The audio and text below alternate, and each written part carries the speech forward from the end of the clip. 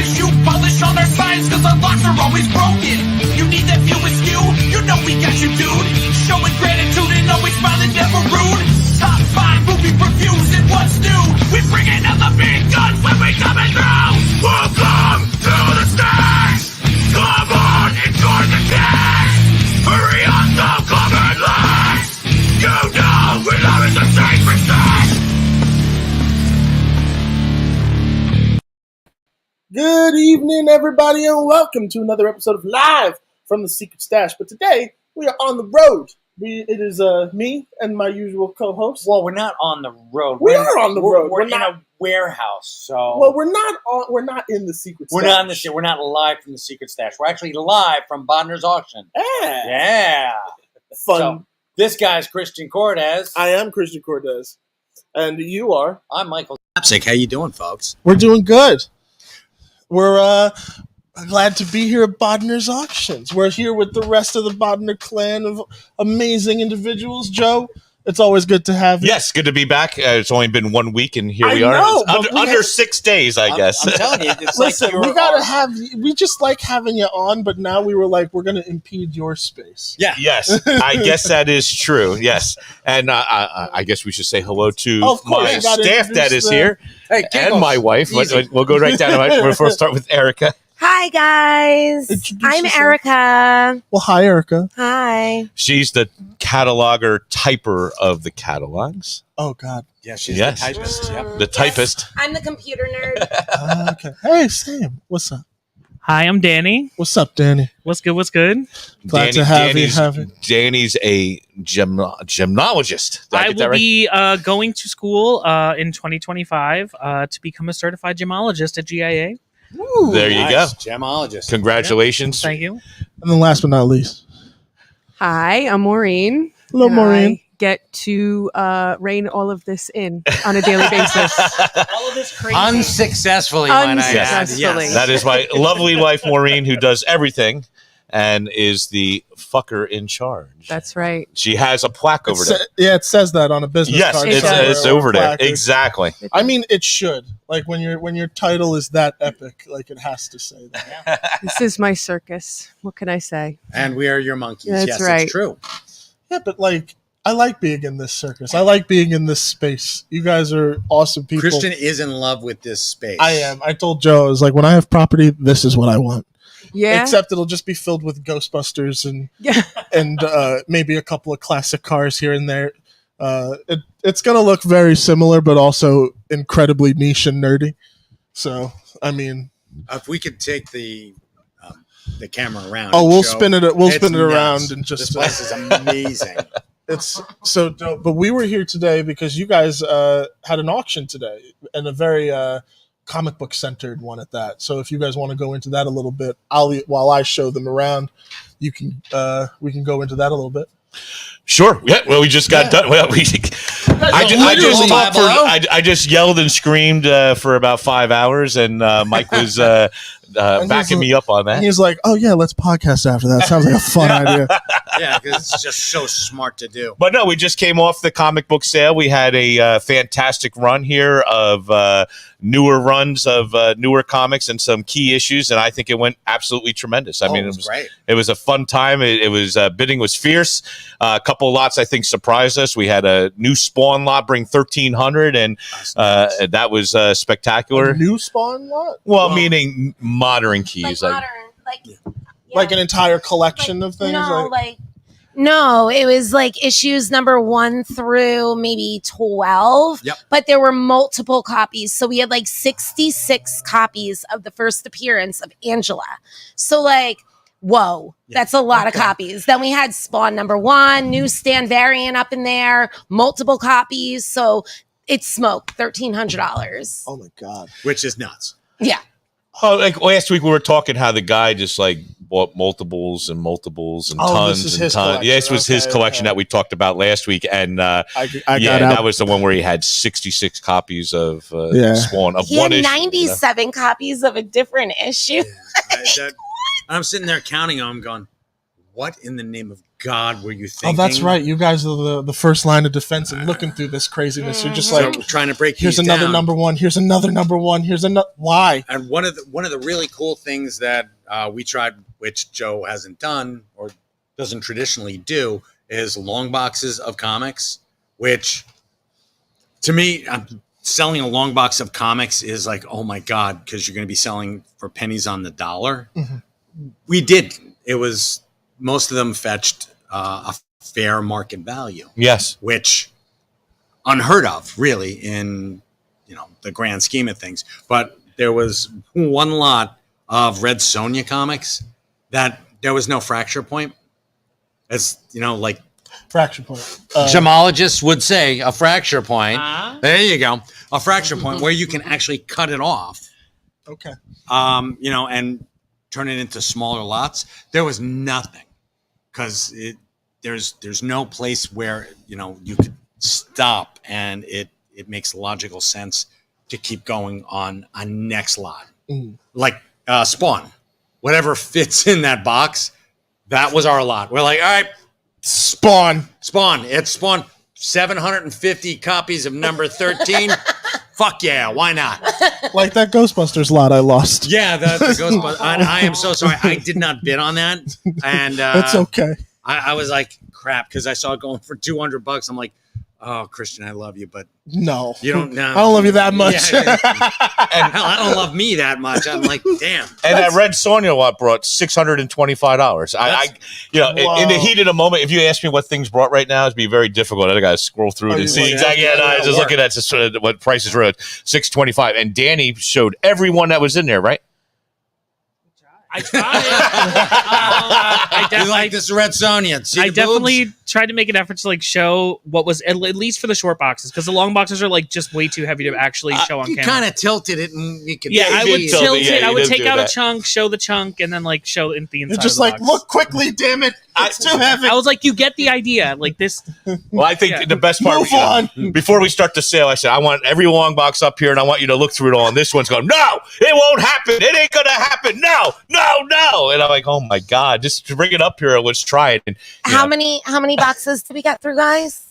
A lot. No, I mean, how many long boxes actually walked to the front? 0.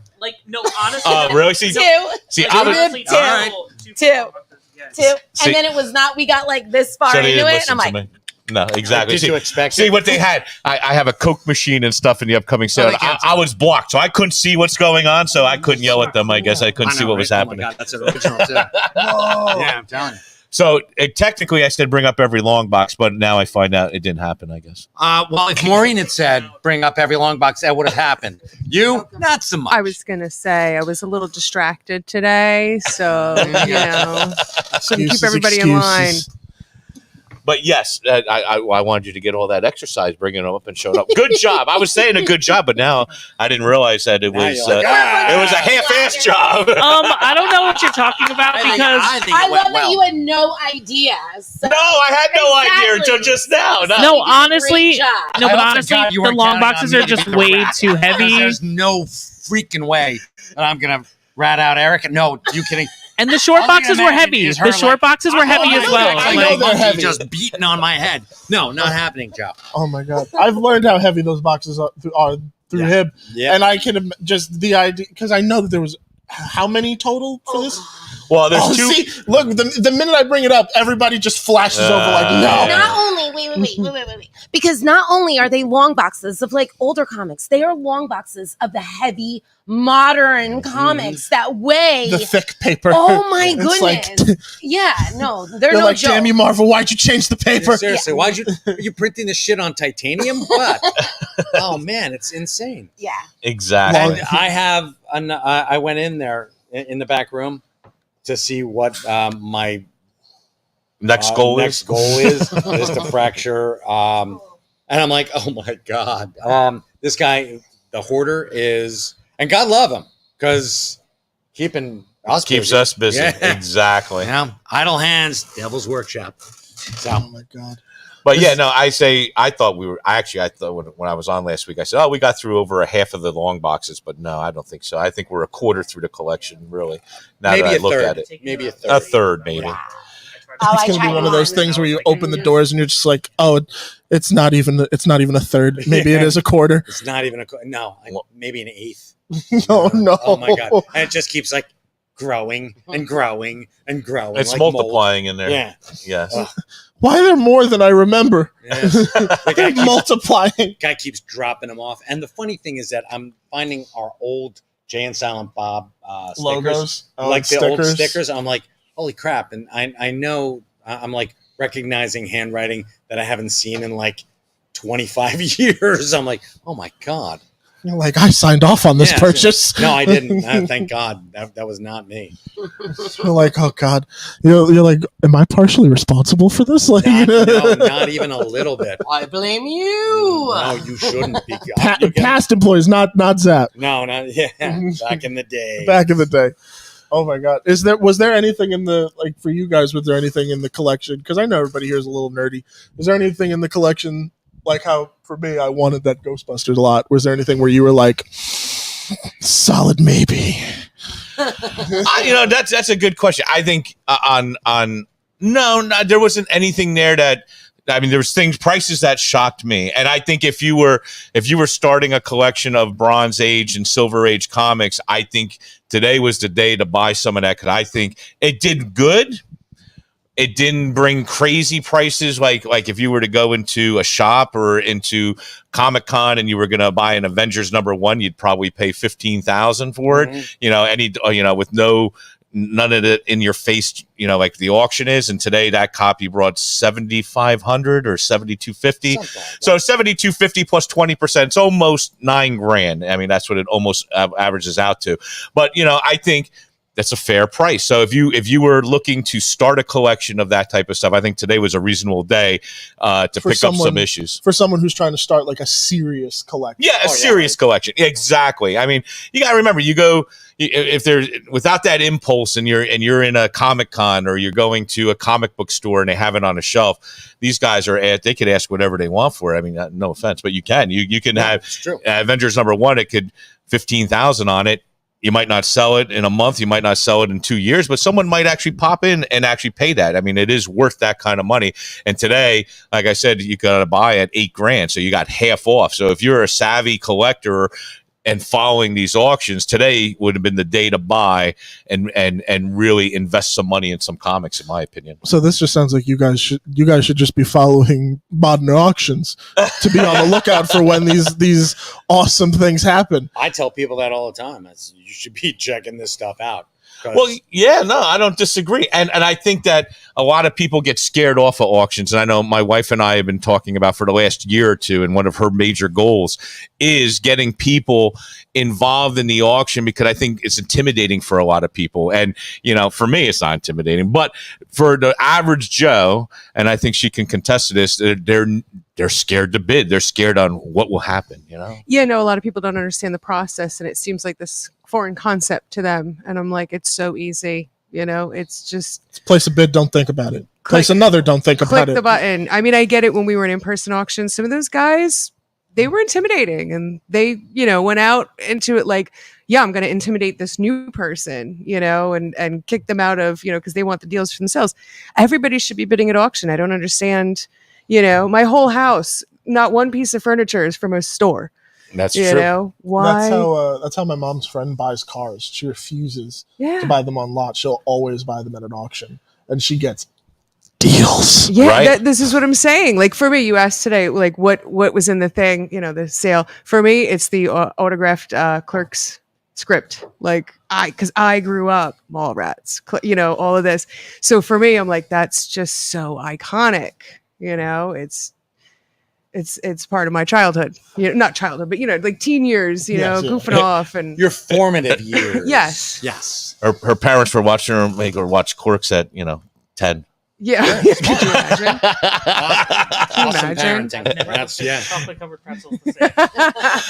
But Yeah, and I agree that when we were in person, very intimidating.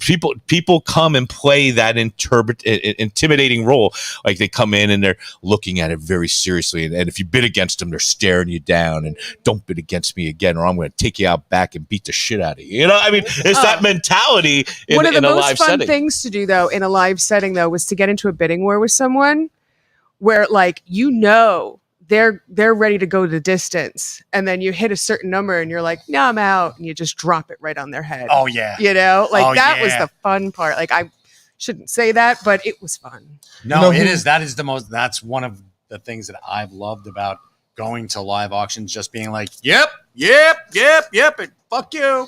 Yep. It's not a live auction story, but you know who loved bidding on eBay like to an unhealthy extreme? My dad. That was his thing. All like when eBay came along, it was like, oh, Christmas is here every day now. Like there was one story that he told me. It was trying to get a Stuart Little RC car for my little brother for Christmas one year, and for whatever reason, these cars were incredibly rare at the time. And someone was like, I'll pay $200 for it. And then my dad was like, I guess maybe that's the end of it. But then looped around at the last day of the auction and was like, 450 at the 0 hour, and he fucking won it, and it's still something we own to this day. But my dad loved the energy of auctions and stuff like that. Yeah. It's a whole mentality. It's a whole, like, it's the thrill of, it's not just going in the store and buying something, it's the thrill of the hunt, beating everyone else. Exactly right. And there's nothing like a live auction for that, which, I mean, doing it here is fun. I love giving color commentary because there's some stuff that I know that, you know, is so like esoteric, and people are like, I didn't know about that. That's weird. And why would you know about that? You're a weirdo too. But that's what makes Comics College so dope. It's true. You put on the hat and you sit back and you listen. And I mean, I love being on the opposite side of the table too, just being like, I want that. And that's why I'm bidding tomorrow on some stuff. Right. So because you have another auction coming out tomorrow. Yes, we do 2-day auctions, but which will change next year. We'll actually go every other week. We're going to change it up. But yes, we do have a sale tomorrow, which is comic related, horror related, toy related. You know, we have a little bit of everything. We got DVDs, we got Blu-ray. I mean, just looking around the room, we have Supergirl, Superman, figures, McFarlane, tons of trading cards, factory sealed trading cards that are really cool. And then you got the Muscle Men, which I personally like. I don't know what you guys think. Cool. They're cool, right? Yeah, no, those Muscle Men back there are really, really neat. The Tick over there, right? Yes, there's a lot of the Tick, and I'm gonna tease a couple of people out there that I know are watching right now who are Lunchbox fans. I'm spying with my little eye a Charlie's Angel lunchbox. Oh, Charlie's Angels, and does that look like Farron? No, it's Cheryl Ladd. It's Cheryl Ladd. It's Jacqueline Smith. And it's Kate Jackson. And also sitting right next to it is a Partridge Family lunchbox. Yes. So, folks, I would go on tomorrow and start bidding. You know what was the coolest thing? Last year, the beginning of last year, we had a lunchbox collection, one person's collection, and he had 350 lunchboxes, I think. Yeah. 350 lunchboxes, all tin with thermos. Every lunchbox was like the day it came off the shelf. This guy was a hardcore collector when it came to one. No rust, no dents, no nothing. And what was really cool is he owned a pharmaceutical company, and he had it in his conference room, right? It was pretty much in his, and he had it all laid out in his conference. And it was like, he said it was like the best thing he ever did, because everyone who came to that conference, before they would cut a deal, they would all be in there going, oh, I remember that as a child, and I remember this as a child. And it was a real talking point before they got into doing business at the conference. Now, that's a great power move. It is. It's like, I'm bringing you all together, and guess what? I own your ass. This is like, see those? Those are mine. And you're talking about them. Talk to me. You know, it's like, oh, maybe I could get one of those from that guy. Yeah. You know, one of my favorite gifts from you was actually the Pigs in Space lunchbox. Oh, yeah. That was actually fun. In space. It's so cool. He was like, Merry Christmas, Christian. What is this? unfolds all the paper, just oh my god, just geeking out. And it had the thermos in it. Yes. Oh my god, it's so dope. I wish I could have used it for lunch. I was like, no. nope. I say, why don't you use it for lunch? Nah, that sits on my shelf, right? And it's for me, my eyes only. I catch you putting Cheez-Its in there. I'm breaking your fingers. I remember as a kid, I had a Star Wars one. I had a bunch of them, actually, but I had a Star Wars one. I remember going into school with my Star Wars I had lunchbox. Fat Albert and the Cosby Kids. Okay. Cool. Wow. Hey. It's Fat Albert. And you don't think a brother can get down? And you don't think I had street cred? Come on. Mike, for you to look dead in my eyes and say that to me. I got street cred now. Oh my god. Well, I had Care Bears. You had Care Bears. I will never lunchbox shame anyone. Care Bears is awesome.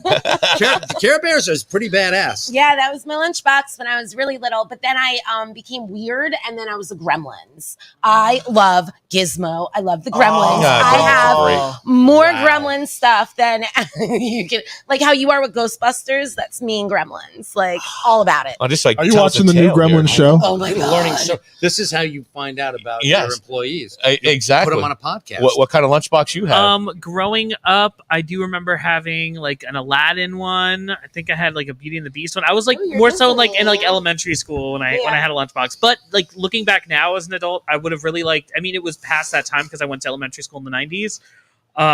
Like a Gummy Bears one from the 80s, late 80s. Like if you remember that. Yeah, and I guess this will date you too. Was it tin or plastic? That would date you. Yeah, mine were plastic. Pretty sure it's plastic. Mine were tin. No, mine were plastic. Yeah, exactly. It dates you. That's exactly. What about you, hon? Strawberry shortcake. Strawberry shortcake. And that was a metal one. Yep, it was a metal one. It was a metal one. I can still see the thermos in my head. You know? Yeah, it was pink and white top. Yep, right? white top. Yep.